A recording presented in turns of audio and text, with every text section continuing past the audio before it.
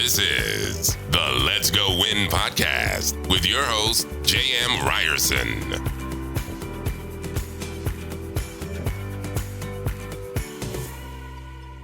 What is happening, you guys? Welcome back to a Tuesday tune-up on the Let's Go Win podcast, where the goal, the intent, why we are here is to help you be happy, healthy, and wealthy.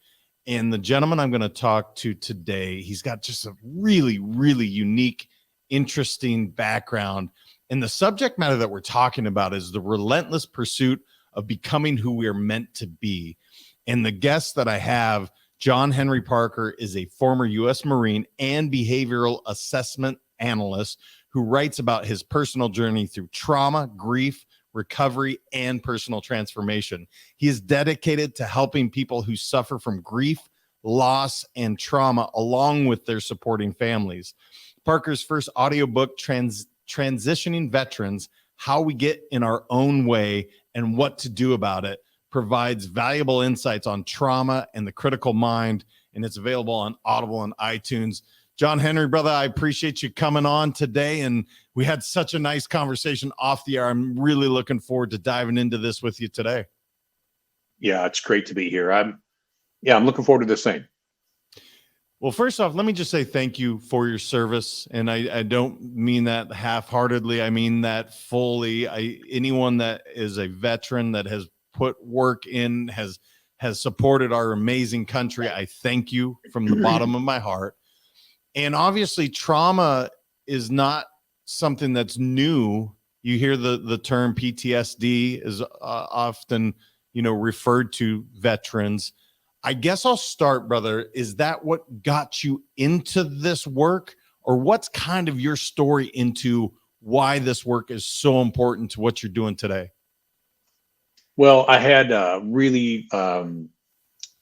very tough upbringing with a combat veteran father. He was in the Marine Corps in Korea, and then he was in the Air Force as a reconnaissance photographer in Vietnam. Just really traumatized alcoholic, and so I grew up with dealing with that unpredictability and the violence inside the house. And then I was raised in a bad neighborhood in Southwest Phoenix, where a lot of violence, a lot of drugs, a lot of bikers, a lot of craziness, a lot of fights, a lot more trauma. And then I went in the Marine Corps, and just more violence, and so. But I was fortunate enough as a young boy to have a matriarch in our family, an elder named Gladys, who saw the violence going on inside the house. She understood what was going on, and she mentored me from a very young age that I was going to do something extraordinary with my life. And I believed her because she said it, and she could see the future, and she really understood, that I was going to be an adult far longer than I was going to be a kid. So she started provisioning me to save my own life and the hero's journey that I was on early on. So even though bad things were happening all around me, I always somehow knew that I was being purposely guided along like an iceberg. Regardless of the winds on the surface, it's getting borne purposely along by the depth of the currents. So there was always something solid. But that's really what got me into this work is personal development, transformational development. Like, I wasn't going to counseling. There's no way I was going to go to counseling after getting indoctrinated into this warrior ethos. Nobody wanted to go to counseling. But personal development, I could read, I could listen, mostly listen to audiobooks and go to seminars and retreats, and self-paced. And it really, really opened my eyes to transformation. And I got out of the Marine Corps. I had very limited vocabulary, very small range of emotions. And so by getting into personal development, I was able to mimic and see successful people and how to communicate, and the deep work. And then going through lots of different certifications and trainings, I was able to retrain how I needed to be in the world, and kind of never look back. what's fascinating to me is when we say trauma, we say grief, we say, loss, that is not subject to just certain people. That everyone will experience a grief. Everyone will experience a trauma. And oftentimes people don't even understand that the way I'm behaving as an adult could and likely is indicative of something that occurred maybe even before I had long-term memory. And this is the part that I love the work that you're doing, because everyone will experience grief at some point. Now, whether they have the tools and really the understanding, that's where I think it's so important, the work that you're doing, the work that personal development does, to say, look, it's going to happen. It's not an if, it's a when. And there's some real tools available to you so that you can access some of these things that are hardwired or in our subconscious that we don't even realize. That's why I'm acting this way. So how do we continue, brother, to just let people know that it's okay that you're not okay? It's okay that you're not feeling 100% because you have experienced trauma, you have experienced grief, you have experienced loss, and it's not uncommon. In fact, it is, everyone has experienced it.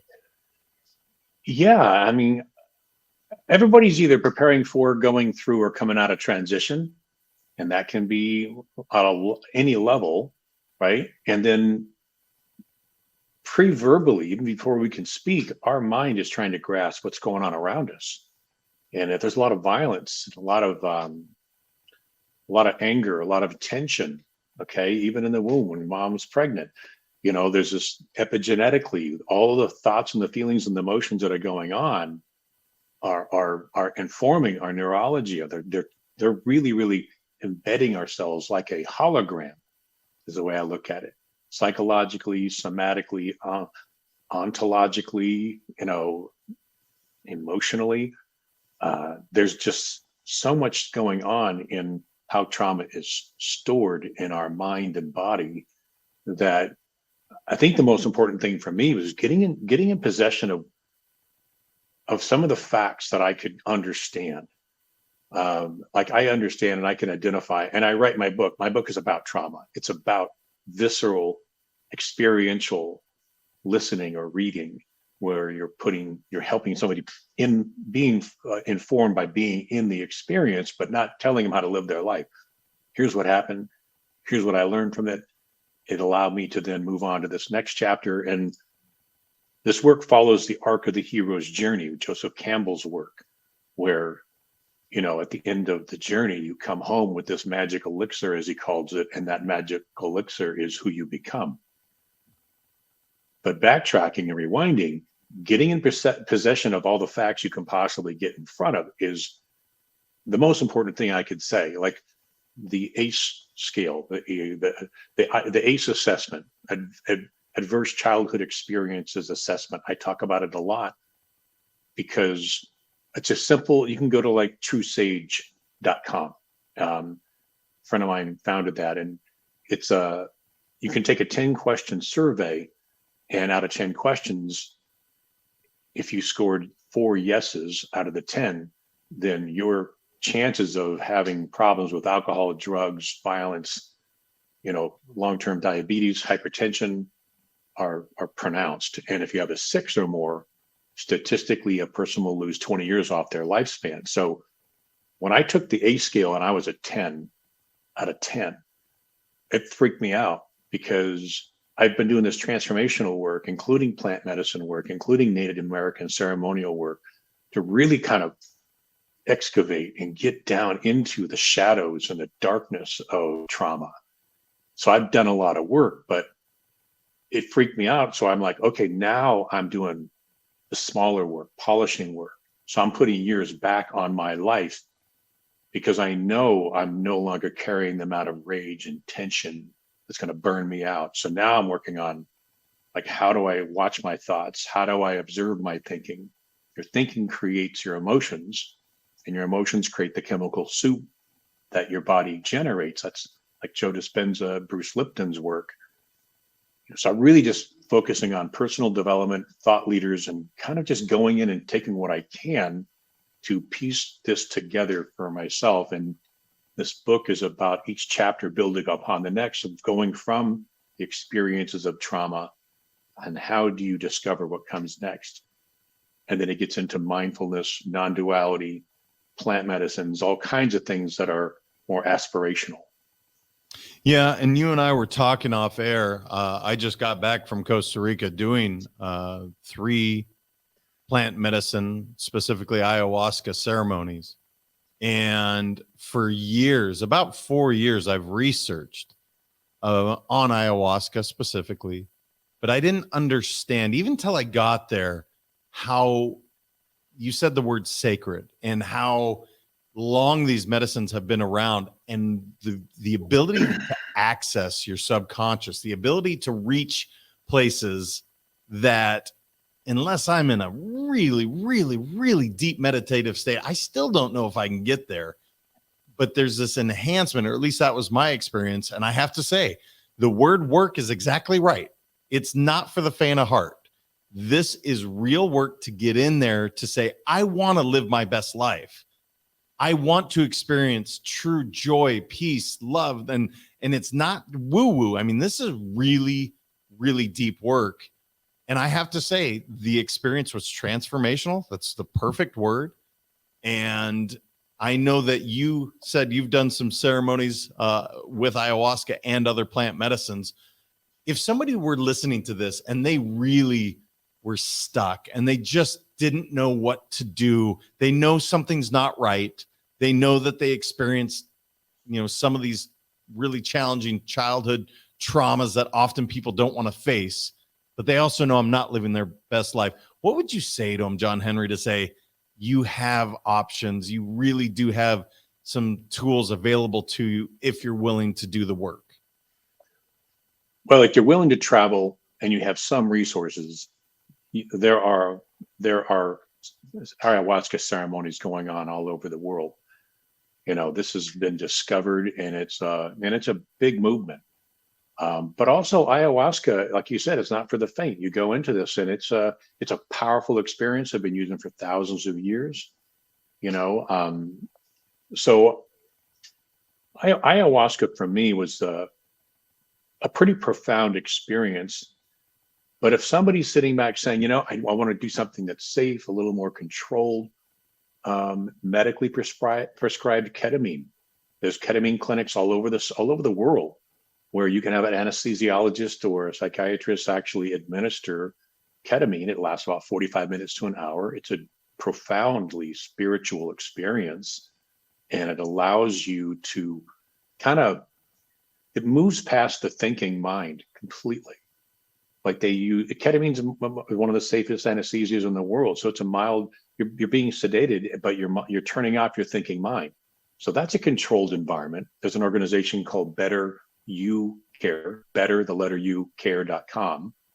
And Dr. Sam Zand, he's a psychiatrist, and he's got a growing number of clinics around the country. He's a good friend of mine, and I've worked with him. So that's a little safer if you just want to say, how do I dip my toe in and have an experience? Because our mind is a meaning-making machine. It's a mechanism that needs to make meaning. And if you can turn that off and you can set aside your experiences of trauma, you can transcend those things.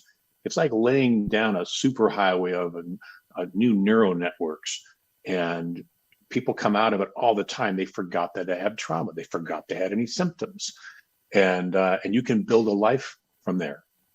For me, I traveled around and did about 19 ayahuasca ceremonies.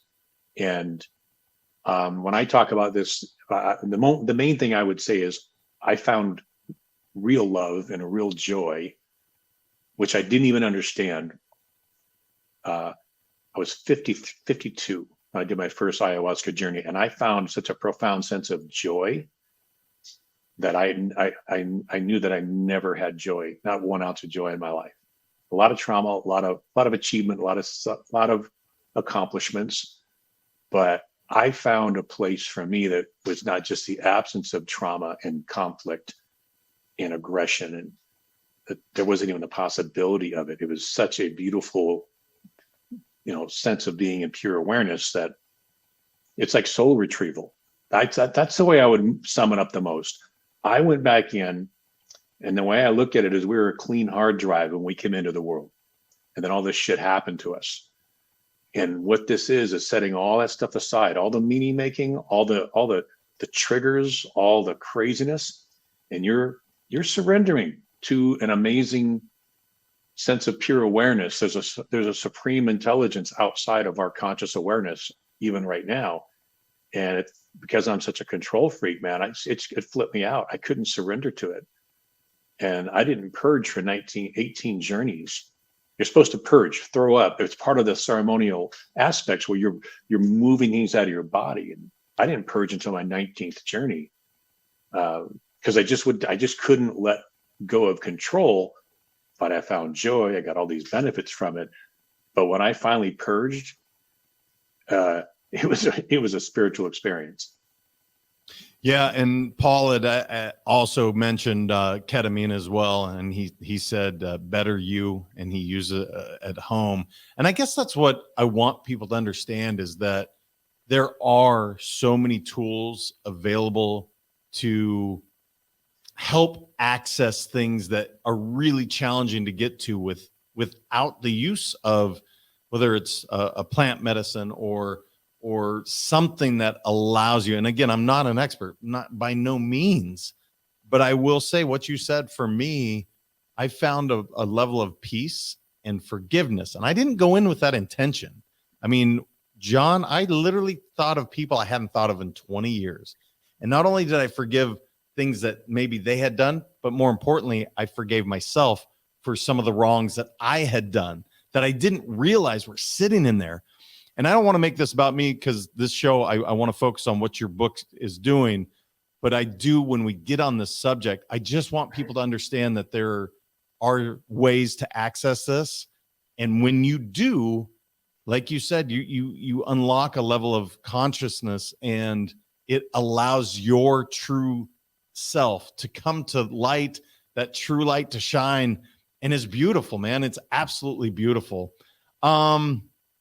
I want to ask specifically with the book, when did you decide I need to write this book? I need to get this out there because I have all this information stored up here and I got to get it out to the world. Well, it started off as a therapeutic writing project that was never going to see the light of day. Okay. This is like my journals. This is really, really private, transparent, vulnerable, visceral storytelling. And I noticed the more I wrote, the more I got it outside of myself. And I was able to process it and make sense of things. And I did a lot of work around this to kind of move the trauma, the charge of the trauma out of my physical body, because my psyche was just holding on to all this stuff. So it's very therapeutic for me. And I wrote it under my grandfather's name, so nobody would even know it was me if I did publish it. And then my wife, she's just like, just a lot of soul searching, and I just, I didn't want to put it out there, but because of my great aunt Gladys and because of the support of my wife and a bunch of people, they're like, after reading it, they're like, this is going to help a lot of people.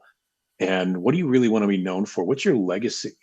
What do you want to be known for that you existed? And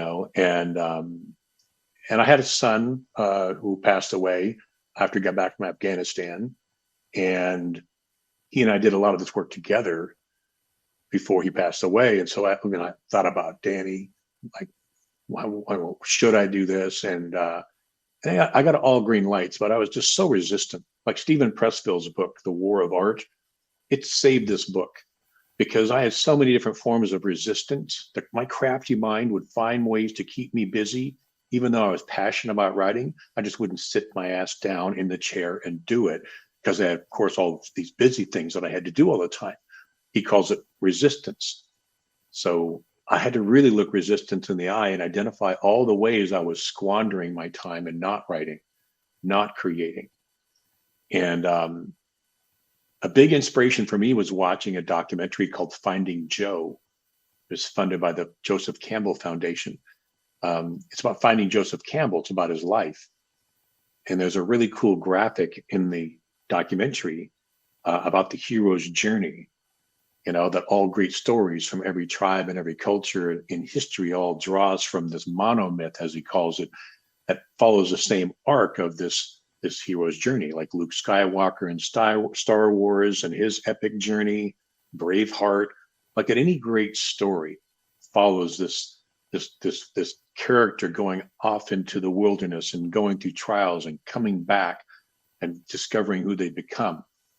And when I saw that, I put it in PowerPoint and I created little word snippets, and I said, I wonder what my life looks like when I look at the hero's journey. And I put like hundreds of little snippets, and then I created my table of contents. So this is really an organic process that I would recommend to anybody therapeutically, even if you just write it and burn it. Get it outside of yourself. I love that, brother. And it's so true. When you write, you're able to get this stuff out of your head. But more importantly, whether it was your wife or whomever really said, you know what, John Henry, you need to get this out to the world. You're going to help so many people. You received that therapy. You received so much by writing it. Now let's share. It's beautiful, brother. I'm so glad that you did. You came a couple of words that are just so important in my world as well: resistance and surrender. And the more that I sit with these things to really understand what I'm resisting is really what often that's what I need to surrender to. And that's when beauty and abundance and love come from. But God, man, we are hardwired, or at least I am, to just resist so often. I'm looking at the time, brother, and I can't believe how fast this has gone by. Yeah. I want to give you just open forum, whatever I didn't know enough to ask you that you want to make sure to share with the audience as we start to wrap up. So the book is called Be the Dawn in the Darkness. It's a term that I heard growing up. In a lot of dark nights, the only thing I knew for sure is the sun was going to rise, and I would wait for it, and it was scary, but I knew that's what, and I had a great aunt who was the dawn in the darkness for me. She's the one that shared the term with me. And then I was a dawn in the darkness for my son. So it was really a profound, realization that needed to be the title. And then the subtitle is The Relentless Pursuit of Becoming Who We Are Meant to Be. And that's really what it is. It's a relentless pursuit. You don't have to have all the answers, but I've just been so fortunate through my life. My great aunt, Glad, she said, pay attention to the messages that you seem to meet by chance, because they're often the ones that are here to teach you the most. So this book is about paying attention to those messengers and how it informed me to move on in my life and that relentless pursuit. And, really focusing on when I was a kid that I'm going to be an adult a lot longer than I'm a kid. Now, little things that she dripped on me until I was in my 40s when she passed away. I'll just give one away that's really helpful in the book is she helped me make a promise to her that because my dad was so violent, that someday I would be a father, most likely, and that I promised that I would never hit my kids in anger and I would never have them live in fear of me. And when my son was about 8 years old, I made that agreement with him, and we never broke it. So we were able to break a generational just trauma with the men in my family. And so I made a difference. And because of that simple agreement, I never had the violent separation with my son that a lot of children have with their parents. So it's a book about transformation. The first half of the book is really about trauma, but it's about this matriarch, Gladys, mentoring me the whole way through. And then about 50% of the book, the second half, is more aspirational. And I'm adult. I'm no longer this abused kid, and I'm out of the Marine Corps, and I'm just getting into the field of personal development, literally working for Tony Robbins and Tom Hopkins and all kinds of different authors, because I wanted to immerse myself in the personal development field, not just read or listen to a book. So that's about it. I mean, it's just I've gotten a lot of great feedback from a lot of important people that they couldn't put it down. They read it in one sitting. I hear that a lot. Well, I can't thank you enough for doing it. I see that Paul's already he's looking to order that book right now, and a good idea, Paul. I think that's amazing. Not everybody had a Gladys in their life, and what a blessing for you to have her as a guide to really let you step into your light and continue to do that. And brother, I just appreciate you coming on and sharing this message, because again, this isn't something that's selective. It's not this person has trauma, this person has grief. Everyone that is walking this planet has it, and not always do they know how to deal with it. And I think the work you're doing is so vitally important, brother. I just appreciate you. Well, same here, man. I've enjoyed listening to a bunch of your podcasts. I'll continue to do the same. And if somebody wants to look for my book, it's on Amazon. They can go to harvestingwisdom.com, harvestingwisdom.com. And if they're interested in helping veterans, or they are a veteran, go to transitioningveteransbook.com, transitioningveteransbook.com. And that's my first audio book. And it's all about how to deal with triggers and trauma in their critical mind that we all have, that is hijacking precious moments from our lives, and how to breathe, how to really, really transcend the triggers and live your life. Well, I love the word. It's one of my favorites, transcend, and the fact that you're helping so many do that, John Henry, is amazing. So thank you, brother, for sharing. Thank you for putting this work out there, and I know you'll continue to do so. And thanks for sharing, man. Literally, I hope everyone shares this, because everyone is affected by what John Henry's talking about, and there are tools available to you. All right, you guys, I told you, we're here to help you be happy, healthy, wealthy, and literally all three of those, when you address some of these things that have come into your life, whether you chose to or not, it didn't happen to you. It did happen for you. And I don't care how negative or nasty that shit is. It did happen for you. And it allows you to help others when you get through, when you really access that amazing you that it's in there. It is, but often you need the help, just like John Henry's providing through plant medicine, through, different modalities that can access so you can be your best self. Make sure to share this with someone, please. And I appreciate y'all. We'll talk to you soon. Thank you so much for listening. If this content is delivering value to you, please make sure to subscribe, rate, and review us. That helps us build this community, and that is what we are all about. Building this community as big as we can, helping as many people as we can, and deliver as much value as possible. Be sure to head over to letsgowinpodcast.com for information on my coaching courses, and make sure to follow us on Facebook, Instagram, and LinkedIn at Let's Go Win 365. Let's go win and transcend in life. This is the Let's Go Win podcast with your host, J.M. Ryerson.